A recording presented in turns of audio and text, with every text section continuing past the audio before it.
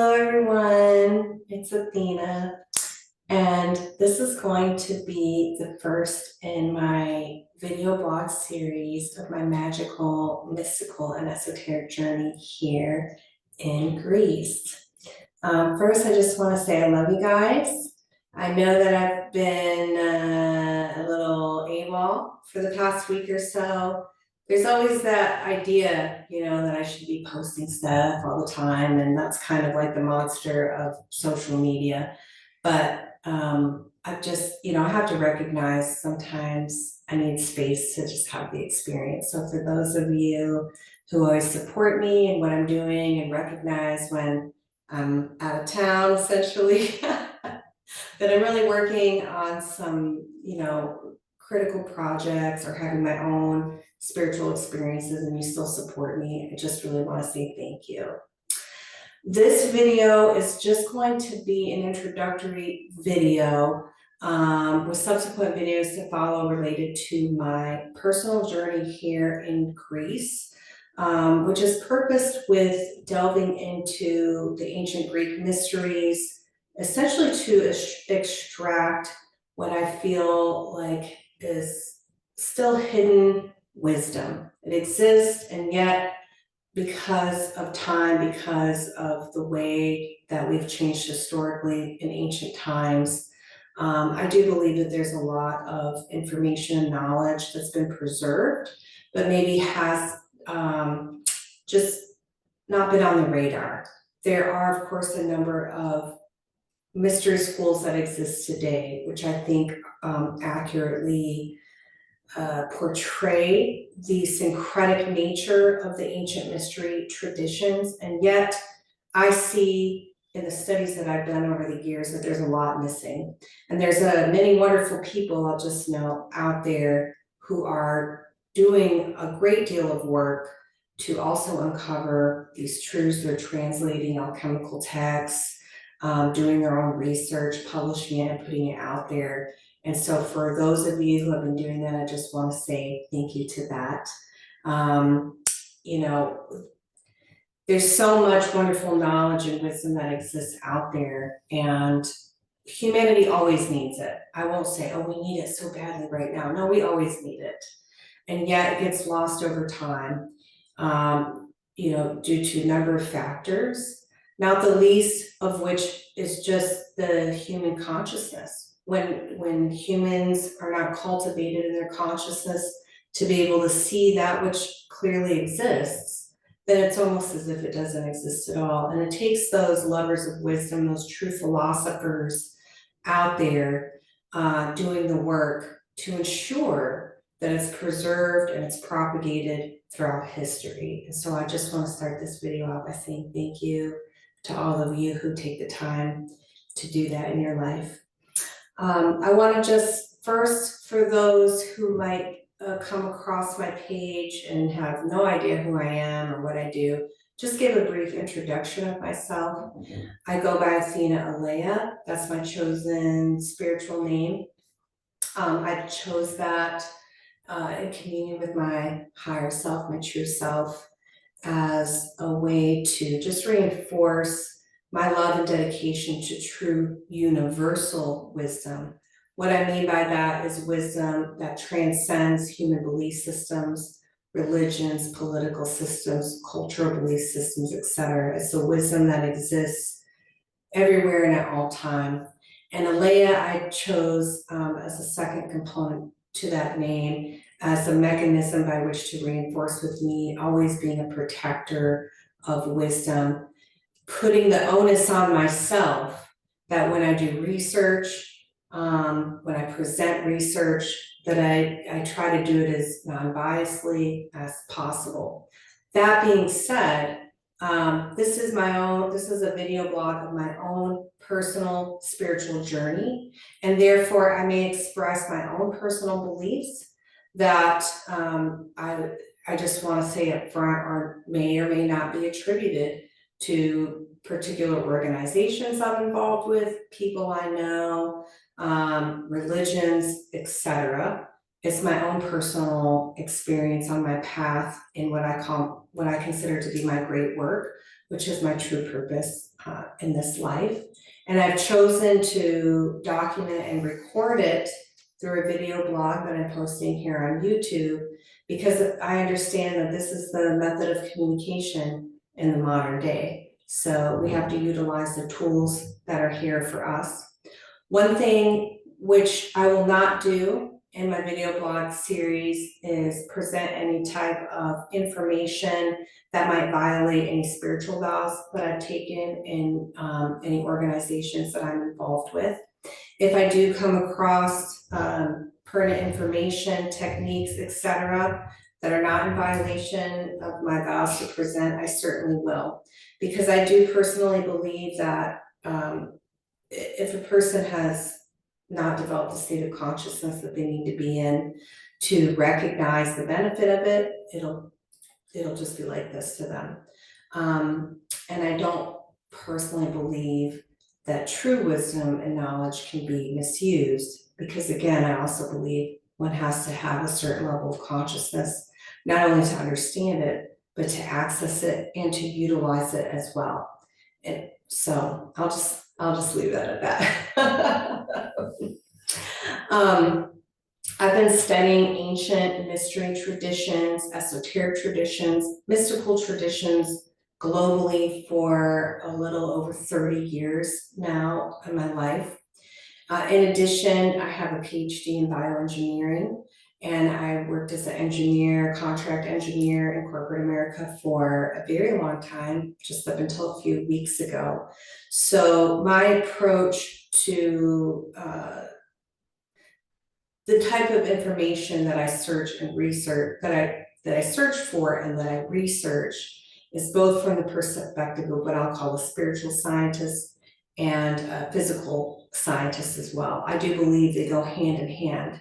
And very interestingly, before I came on this journey, I came across this article related to theurgical astrology that spoke about an ancient Greek philosopher, Iamblichus, and it discussed his particular views and the other prominent views of that time related to the sciences, and how back in ancient Greece, spiritual science and what we'll call physical science were not separate, they were studied together. They may have been, it was like a Venn diagram, right? You might have astrology on this part and astronomy over here, but they were meant to be studied together. And there was actually, the article discussed how there was a huge uproar at the time of Iamblichus, when there was a movement to try to separate out the studies of things like astrology and astronomy, because to them, in that time, you needed to have both. You needed to have both inner wisdom and knowledge and understanding of the physical world to have the full picture. You had to have the objective and the subjective to have full knowledge and understanding. And that is very indicative of the approach that I've taken over my life, in being both a scientist, a physical scientist, and a spiritual scientist. To me, they go hand in hand. They're one. They're two different sides of the same coin. And that has, I think, allowed me to understand things maybe differently than many other people. And that's not meant to be a judgment on others. I've just noticed that there's equivalent trends on both sides of the fence. Hard scientists don't believe, they don't believe that any of the spiritual stuff exists. It's called woo-woo, derogatorily. You can't be someone who is an astronomer and talk about astrology in academia and not get laughed out of your job if you're a professor, as an example. And I know somebody who is an astronomer who also has a love for astrology and has told me this very specifically. There's absolutely no way. And I understand this because I worked in academia for a long time before I moved over to corporate America. That's a no-go line. You maybe could have some fun philosophical discussions, with people. But if you try to breach into serious territory, then you have to worry about if people are going to respect you, in your job and in your position in academia and in corporate America as well, right? This is one of the reasons why people use surnames, on the internet, is because we have to protect ourselves to some degree. And I've also seen this trend though with spirituality as well. Some people take, I say some, right? I want to be clear, not everybody. Some people take on the perspective that, well, this is the real stuff and that's all fake. It's all fake, it's all illusion. You're just living in a trap. It's only this way, really. They're 100% dedicated to the subjective experience over the objective. But if one keeps a very open mind and studies the ancient mystical traditions and esoteric traditions, it's very clear that those who developed these in the first place, these were all just sciences to them, and they were going hand in hand, and they recognized that the subjective and the objective were meant to go together. And when you do put those two together, when you put, for example, the scientific method together with evaluating your internal subjective experiences to recognize trends in your own personal transformation and in what's happening within yourself and with others, it can give you the ability to take a step back and to remove the components that might within yourself that might seek to corrupt the experience you're having. If, for example, you're going through a personal transformative or spiritually transformative process and you're latching onto and you're grabbing onto something that's holding you back, and you can analyze it utilizing the scientific method. I have seen that work more often than not to pull somebody out of a space that is inhibiting their ability to move forward. And yet there's many people who practice spiritual techniques that start going through intense transformation and they have no skills as to how to get themselves out of it. It's like, I'm just going to sit in it.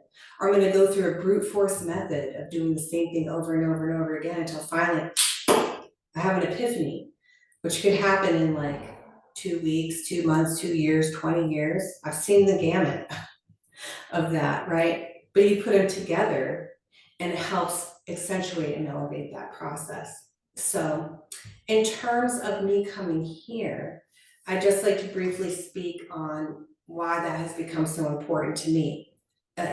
It's in no way meant to magnify a particular culture over any others. For me, what I found in my studies is that ancient Greece practiced a very syncretic spirituality. That means they were just lovers of wisdom, period.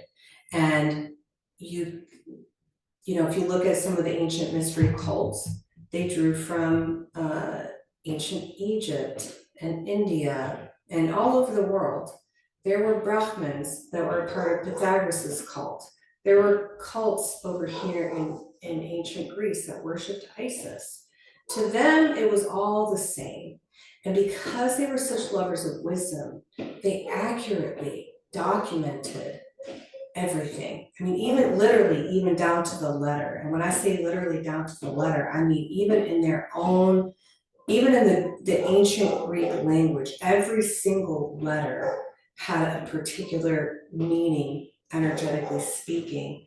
It preserves an energy signature. And when you combine that letter with other letters to formulate a word to express something, it didn't just express like, oh, hey, that's, a dog over there. It also meant to express the energetic signature of what it was describing. And if you evaluate the letters, you can see how they all go together to describe both intellectually and energetically whatever it was that word was purposed to describe. There's just so much depth to the ancient Greek traditions that I fell incredibly in love with being able to really do a deep dive into it and see what I could extract as somebody that has both studied ancient mystery traditions and mystical traditions for the bulk of my lifetime, and who has studied things within the physical sciences as well as an engineer.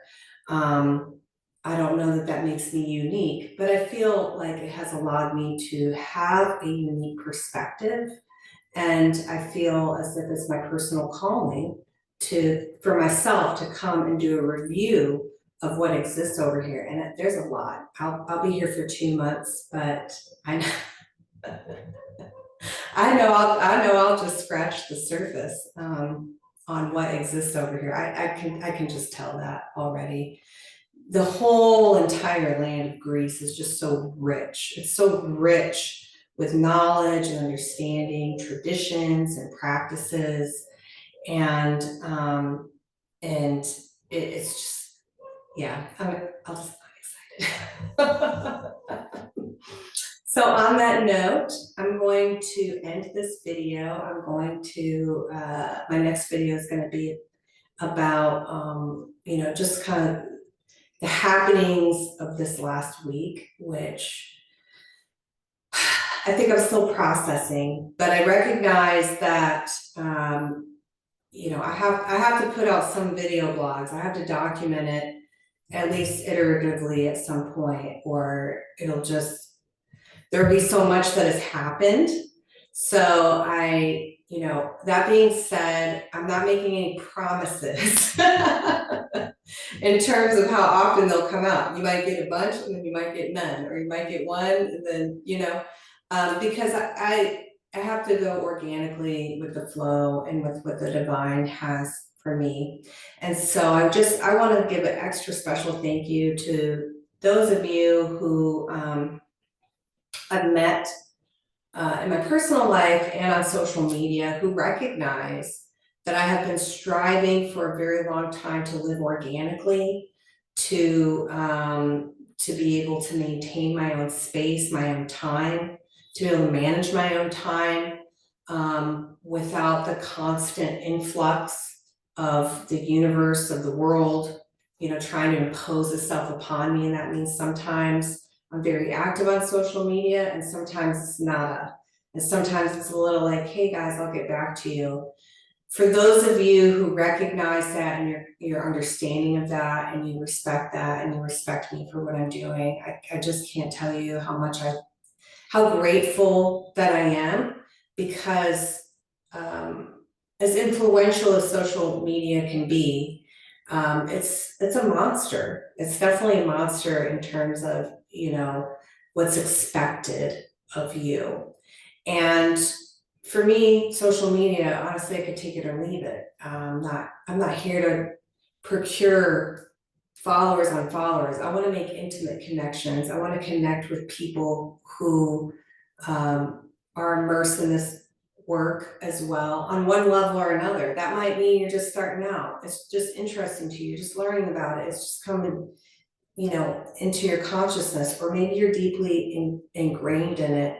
That to me is the benefit of social media. And so, I've had to be very diligent in terms of expectations, because I recognize that there's this idea that you put something out and then you should be on social media responding to everybody all at once.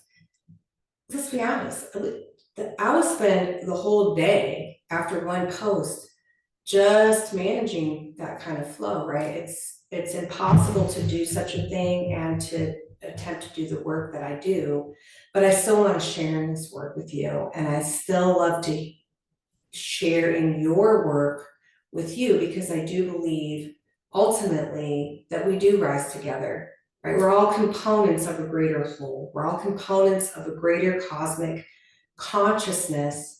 And whether you are posting a video about how to self-care by washing your face and being mindful of that and taking a step back for just to give yourself a few minutes, or you're posting a video on some deep interpretation that you did in an esoteric text, it's all valuable because it's how everybody out there is functioning on a different level and needs to hear those messages. And we're so inundated every day by negativity and control mechanisms and, you know, the needs of this and that and the expectations that are put on ourselves and the way that our time gets controlled. People have to hear that at some point or they're just lost. And so I value what you do and I appreciate those of you who value what I do. And I love you very much. And I really look forward to sharing in this beautiful journey with you. I hope you have a beautiful, blessed day. I love you all.